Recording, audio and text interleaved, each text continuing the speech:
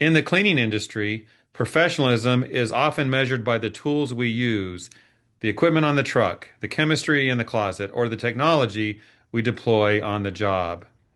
But over time, many leaders like yourself discover that professionalism is revealed most clearly in how people communicate, set expectations, make decisions, and respond when things don't go exactly as planned.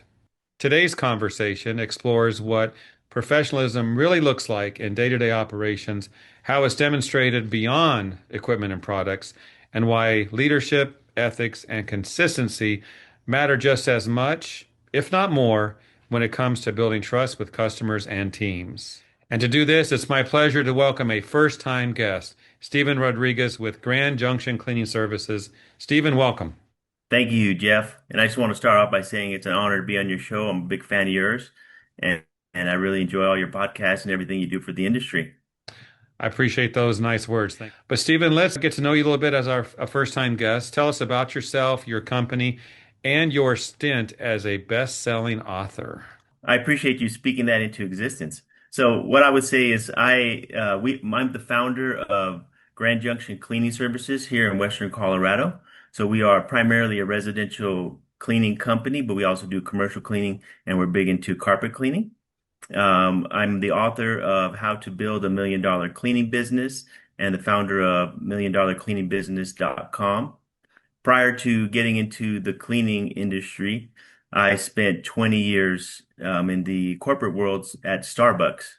And so I held many roles at Starbucks. I was a consultant, I was a district manager, I was a store manager, and much of what I share in my writings, I learned on the ground as a operator within Starbucks. I have been known to go to a Starbucks from time to time, and I've seen good Starbucks, and Stephen, I've seen some that need some help. All businesses are like that. Exactly. I think the model that we use to share is how do we stay small while growing big? And it's really how do you continue to stay close to all the business best practices, quality, customer service, and one of the most important ones, which is professionalism, which is what I'm going to chat about today. Speaking of that, let's get into our topic because we do cover this quite a bit, just being professional, having good customer service, all those things when it comes to running a business. But it often seems, Stephen, that the simplest things are maybe the toughest to accomplish because people don't think about it. They don't put as much stock into it, perhaps. So when people in this industry talk about professionalism, the conversation can start with operations. As I mentioned in the outset, the equipment, the tools, the way you do the work. But from your experience, where does it really begin? Can you talk about that? Yeah, well, I guess I would start off with a question for you and really for your listeners is what is professionalism? That's a question that's most people would answer, I know it when I see it, but I can't clearly define it. I mean, there's no industry standards on who can advertise the word professional. Everybody can essentially call themselves a professional. But what really is a professional? And I think that's an important question for us to answer when we start off on this journey. Professionalism, it is a combination of four different pillars. And when we make a promise, do we deliver on that promise outcome? And that really is, I think, the heart of professionalism. And so the four pillars are competence, reliability, integrity, and clear communications. So I wanted to share a quick story with you. As I shared at the beginning there, we have a carpet cleaning. That's actually a really big part of our business. And I remember one day this was early on, and I was working the van, and I pulled up to a customer's house, and she met me in the driveway, and she said, I am so relieved to see that you're a professional company. I hadn't even said a word yet. So apparently she had been worried. We were new. We didn't have very many stars. She didn't know really much about us as a company. And so when I pulled up in a professionally wrapped van, clear communication, I was dressed professionally. I stepped out of the van. Those signals all combined told her we're dealing with a professional. So I think it's important. You have to get started off. Those are just some of the elements to professionalism, but really it's about making that right first impression, and then it's about delivering on the outcome. I like that story. Do you think she looked you up online a bit? You said you were new, but maybe there was some information out there that she had a preconceived notion you were a professional, or was it simply the look of your van and you as a clean-cut young man? Well, thank you for the young man. I appreciate that. So, she did do some research on us, actually. Okay. So she's used us several times now, so I know her a bit better. She had young children, so she was nervous about who she was bringing into her Sure. home. But as I said in the beginning, right, we have over 135-star reviews as a company right now. Back then, we had a very few 5-star reviews. So I just think that there wasn't really enough information about us at the time. So when she Well, saw us, and she saw me in particular in our van, our equipment, everything about us, that was a signal for her to feel more at ease, knowing that she had a good company. I don't think everyone's going to read 130 reviews. She might have read one or two. You had a few of them, all We five did have a star. few. So it doesn't take a lot to prove that. And the word professional, to me, and I think if you look it up, it's like someone who gets paid to do something. That's a pretty simple thing to become a professional. But professionalism, as you mentioned, those four pillars, a little different, a little deeper to attain that because it takes a lot of work. It takes a lot of dedication. And when you pulled up to that house, that job, how much did you care about that customer? A lot. I mean, all of our customers. We talk a lot in the book that I wrote. We talk a lot about how the whole world of advertising has changed with the advent of reviews. Back in the day, it used to be big marketing departments that would determine how well your company did, but now it really is reviews. And so every review matters for us.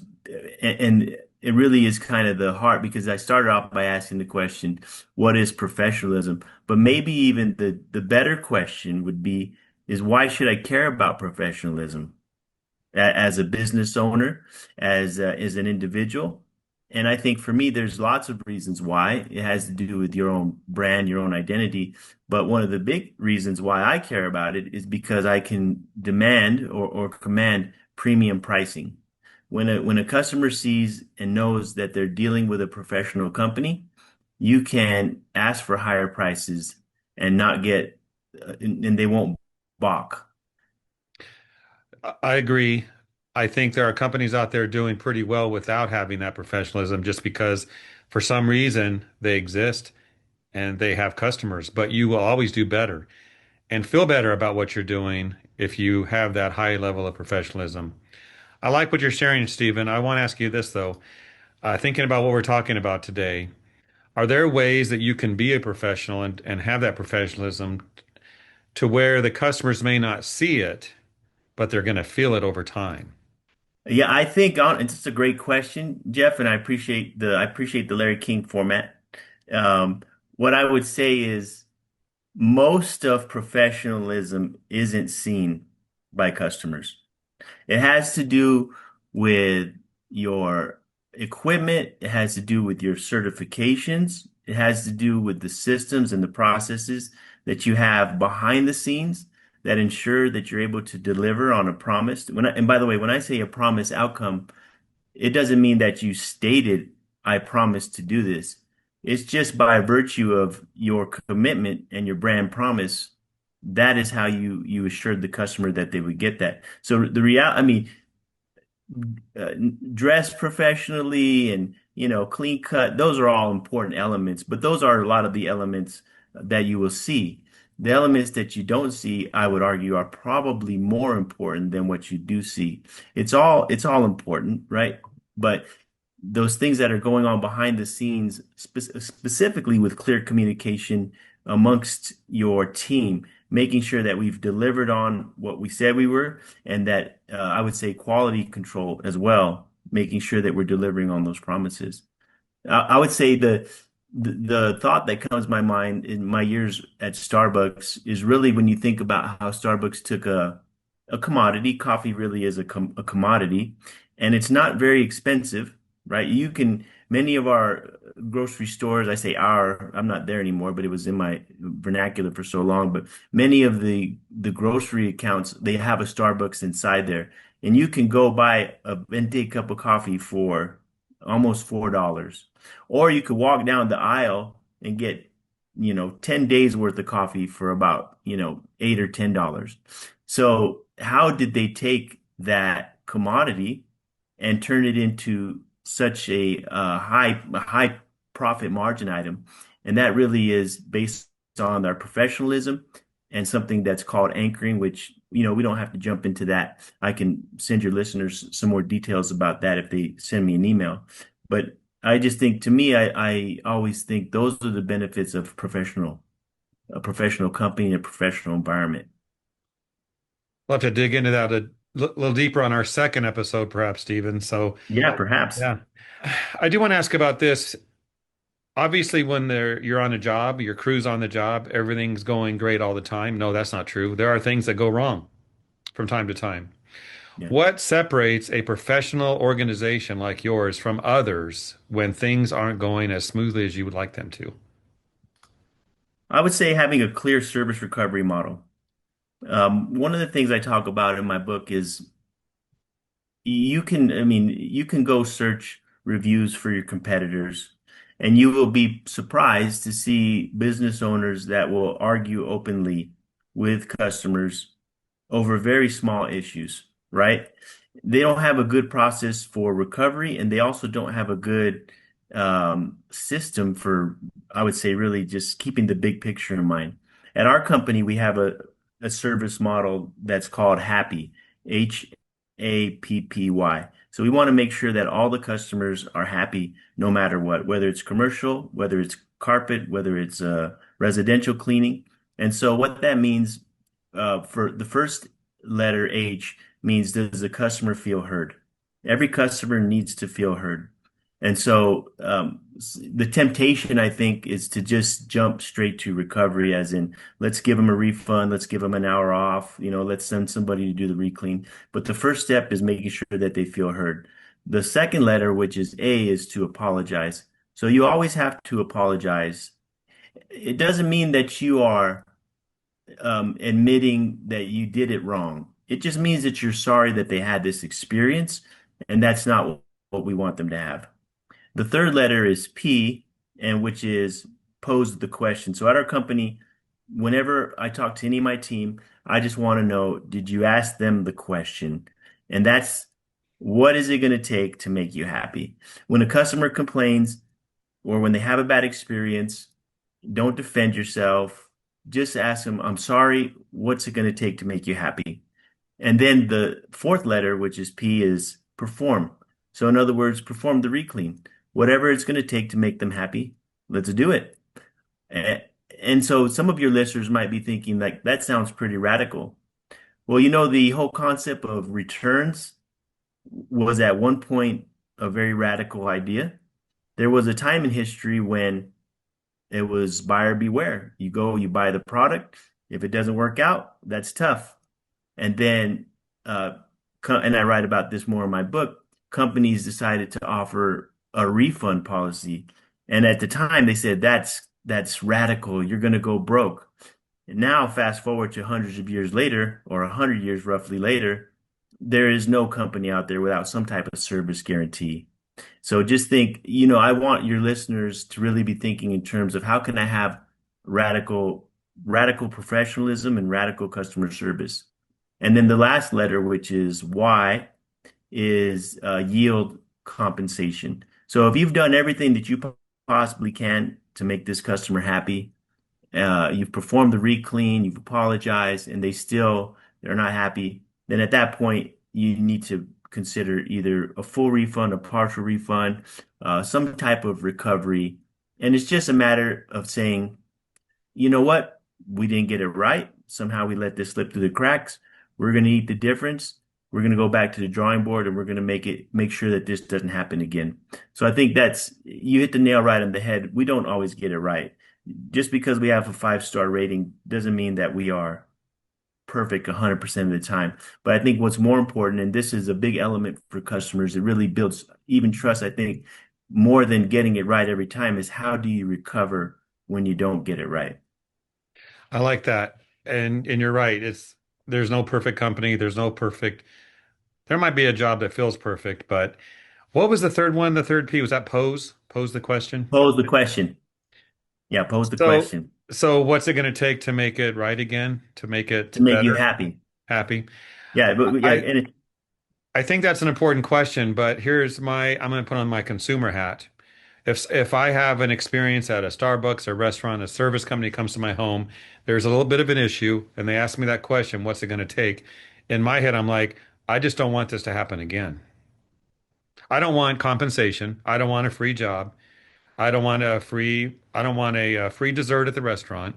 What I want as a consumer is that relationship to continue to grow, that experience next time to be better. So that's how I'm thinking about this.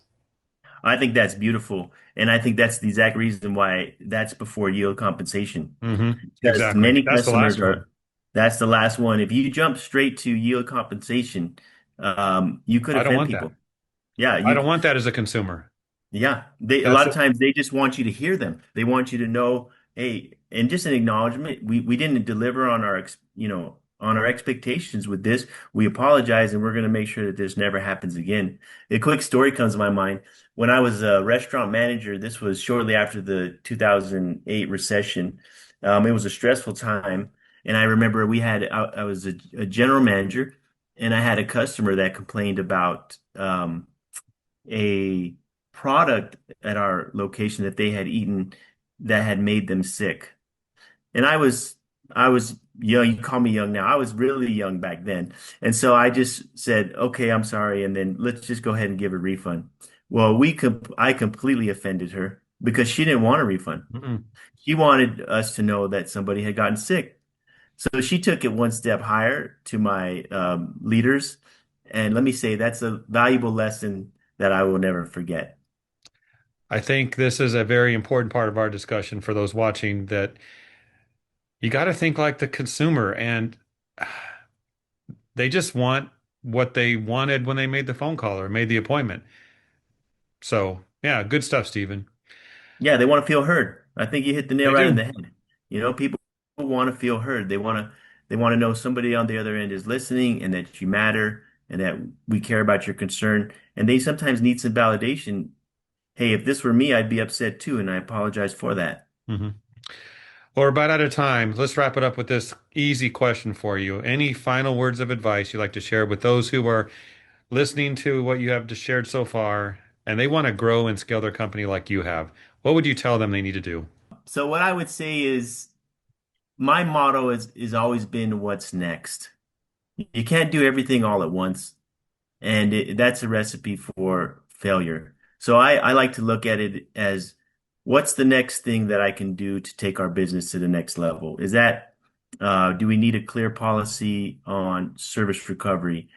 Do we need to dive in more as a team to discover, where are we missing it on professionalism? Maybe it could be something technology related or something like we need a better CRM system. So I'm a big believer in systems and processes.